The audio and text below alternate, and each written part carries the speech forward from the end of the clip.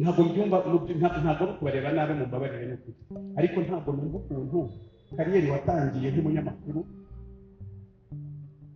igufungishije amafaranga ntuyabonye. Mumbabarire ikintu kijyanye n'amatiku no kunkompara no kungereranya n'abantu, nunabikora uzi kubinkoreye uzabyikorera.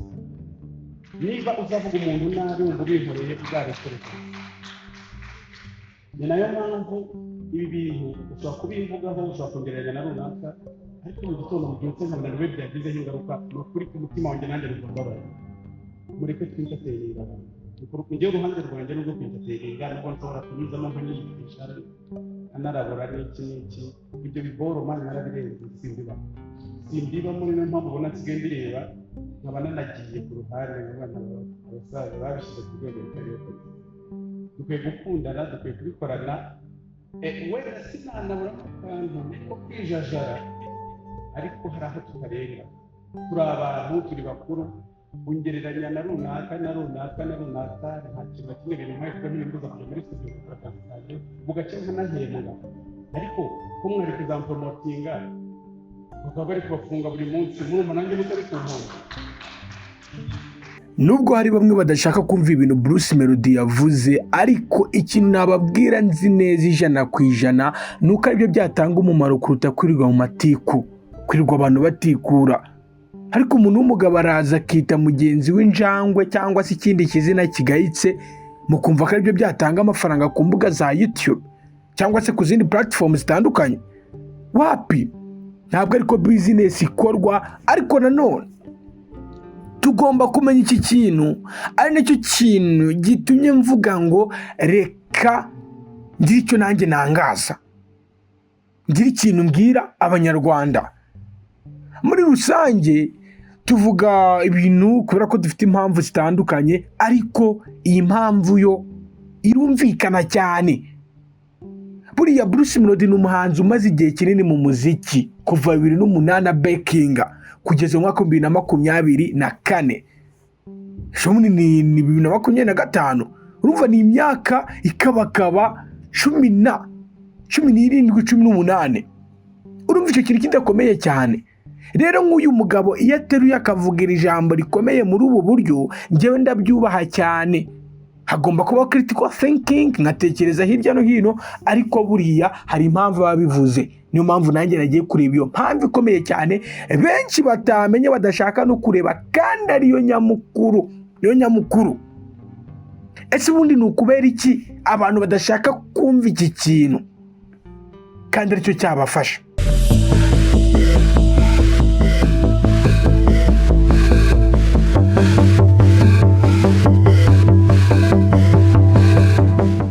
Reka nongere kubasuhuza abakunzi ba Magi TV Rwanda, nizere ko mumeze neza kandi Imana ikomeje kubarinda aho muherereye hose, wabe mu Rwanda cyangwa se hanze y'igihugu cy'u Rwanda. More blessings, agatara gakomeze kake, ibintu byanyu bikomeze kugenda ko mwabisengeye, kugenda ko mubyifuza. Nubwo hari ibyivanga, hari igihe Satani ateye imigera, ariko mbifuriza kubicamo kigabo, ubuzima bugakomeza bukagenda neza.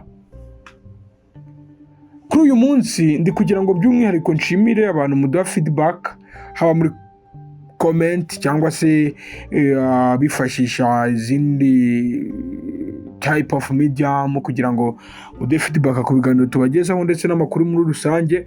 Imana namwe bagwishyiriza imvura, kandi imvura mukeneye hari n'ukuntu imvura iba nyinshi. Buriya hari amafaranga waha umwana w'imyaka 14 ukamwica ubwo, hari amafaranga waha umwana w'imyaka 10 agapfa ubwo, hari n'imvura wagusha mu musenyi ugatemba ubwo, bitewe naho uherereye cyangwa se dukurikije imvura yari ikenewe muri uwo musenyi.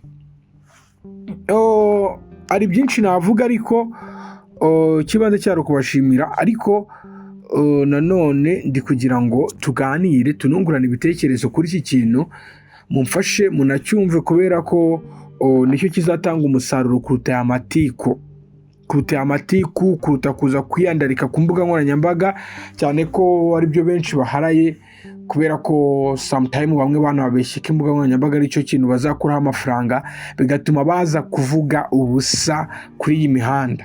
Kandi buriya ntabwo imbuga ari cyo kintu cyonyine mu Rwanda kivaho amafaranga, cyane ko atari nacyo ubukungu bw'u Rwanda bushingiyeho. Hariho ibintu byinshi, dufite ubuhinzi n'ubworozi bumeze neza, abantu bari korora inkoko bakubaka ama etaje, abantu bari korora inka bakubaka inzu nziza. Papa wanjye, inzu nziza mwa bantu mwe, buriya ntibakababeshye. Urubyiruko ndabona rwaratanye cyane kubera ko benshi mu rubyiruko bari kumva ko entertaining and sport aribyo bizatanga amafaranga, kandi it's not ntabwo ari byo. It's not true, because hari ubwo umuntu aba yumva atameze neza, gutanga amakuru biri kumugora. Icyo gihe wagakwiye kuba ufite ibindi bintu urabuhugiyemo, urabikuramo amakuru kugira ngo ubone kuza gutangaza ibintu bifite ireme. Bruce Melody rero yavuze iki kintu benshi ntibacyumva, ariko byibuze ndi kugira ngo nkomoze ku mpamvu y'iki kintu gikomeye cyane benshi bafashe nk'igishagari bakagikandagira. Gusa nanone ntabwo byantunguye kubera ko na Yesu Kristo kubemera Bibiliya yaravuze ngo ibuye ryanzwe n'abubatsi rero yakomeje imfuruka. Ariko umukobwa uri kumva ko kubona views ari ukuza akambara ikariso tukayibona, umukobwa ari ukuza akatwereka hafi mu ibanga rye, koko ibyo bintu ari byo dushyira imbere cyane kugira ngo tubone views? Ese uzi ukatwereka ukuntu babangurira igiti cy'avoka ko dukeneye imbuto nk'abanyarwanda ntitwaguha views? Ese uje ukatwereka uburyo watubura umuceri ntiwabona views? Hari ibintu byinshi nyine content abantu batinya gufata, ahubwo bakumva ko entertaining and sport aribyo bizabaha amafaranga, kandi baribeshya. N'ikibazo gikomeye nuko batazi ko bari kwibeshya. Buriya bazi ko bari kwibeshya byamfasha cyane, namenya naho mpera mbagira inama. Ariko aka kanya ikintu kibabaje cyane ni uko batazi ko bibeshye. Uyu muhanzi Bruce Melody ni umuhanzi mwiza, ni umuhanzi ukomeje gukora imiziki ndetse umaze no gusobanukirwa uruganda rw'imyidagaduro. Abazi ibyo avuga, abazi ibyo arahereza abantu n'ibyo arababasigiye azabaha ejo, kugira ngo just hagumeho cyangwa se habeho icyo bita concentration of audience, concentration of public and suggested point of Bruce Melody cyangwa se n'abandi bantu bagiye batandukanye.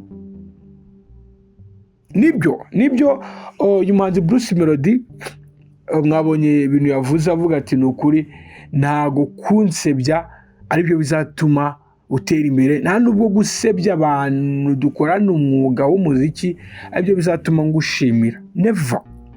Ntabwo gufatanya ariyo mpamvu nshaka kugira ngo mbabwire ntabwo gufatanya ari ugusahurana. Buriya abantu bafatanyije bagera kure. Hari ingero nyinshi Bruce Melody afite, hari ingero nyinshi mu gutangira umuziki kwe. Ntabwo yikoranye wenyine, agiye yegerana aba Ama-G, barakora, bagura inzira kugeza aka kanya. Nibyo bintu bimugize umuntu uri hejuru, nibyo bintu bimugize umuntu wa danger for sure. Sinanubwe Bruce Melody gusa, ba The Ben batangiye bakora amakorabo menshi bituma abantu babamenya, ndetse by'umwihariko muri rap. Buriya kugira ngo hip hop nyarwanda igere ku rundi rwego, bakiririmba ibintu bizima pana nk'ibingibi by'iki gihe basigaye baraza gusingiza byinshi nyine biri aho ngaho bitagira ikintu bitanga mu mitwe y'abanyarwanda. Baririmbaga Life, Tough Gang, murabyibuka, barifatanyije abasore Fireman, Blue Dog, Jay Polly, ba Green P, barihuza Pifra, barihuza kugira ngo barebe ko batanga umusaruro ufatika, byibuze nibigera on the good stage habaho kuba buri umwe yaca uwe muvuna. Ariko barateguye inzira, rimwe na rimwe abantu batinya kujoininga amatimu kuko bapa bavuga ngo aya matimu hazabaho gushwana, ariko buriya timu ikoze ikintu gikomeye ikubakira izina abamembers abagize iyo timu barangiza bagatana, it's normal, kandi byatanga umusaruro kuruta guhasoringa wenyine. Guhasoringa wenyine biragoye. Nta nubwo ariyo mpamvu gusa yo kuba byateza imbere abanyarwanda cyangwa se ababikora muri rusange, ahubwo hariho icyo bita kwikunda kugomba kubaho no gukunda umuryango wawe.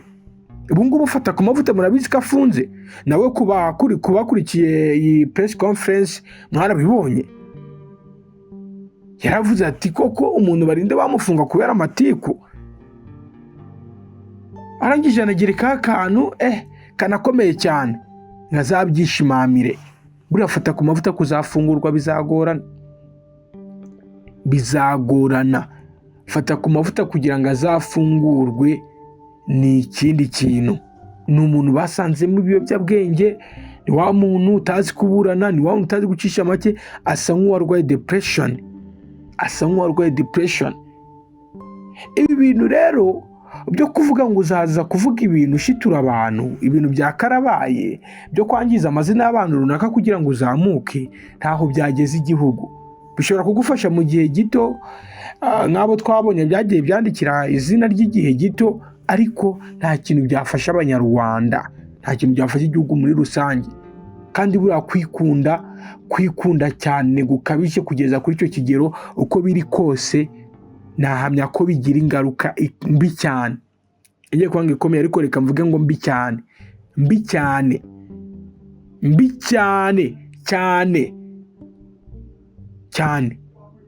Buriya abavandimwe banyarwanda, ni ukuri kw'Imana dufatanye.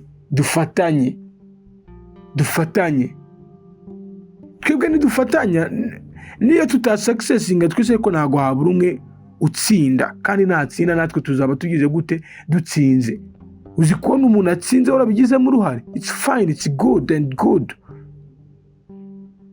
Ibyo bintu rero bizadufasha cyane, bifasha n'igihugu muri rusange. Reka mbashimire kandi mbashishikarize gukomeza kudukurikira ku mbuga nkoranyambaga zacu zose, haba Facebook page, Magi TV Rwanda ndetse n'izindi, kandi Imana ikomeze kubaha imigisha.